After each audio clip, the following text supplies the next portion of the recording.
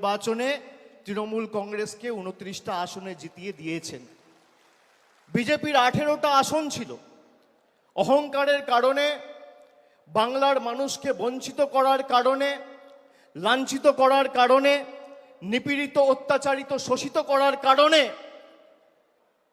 18 থেকে তারা 12-এ নেমে এসছে। তারপরেও তাদের শিক্ষা হয়নি। এখনো পর্যন্ত গরিব মানুষের টাকা বন্ধ।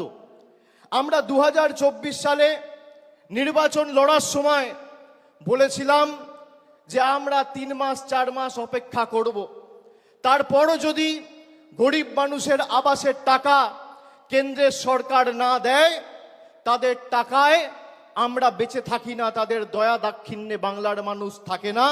রাজ্য সরকার নিজে সেই 12 লক্ষ মানুষকে টাকা দিয়ে তাদের বাড়ি করার ব্যবস্থা করে দেবে। রাজ্য সরকার কথা দিয়েছিলেন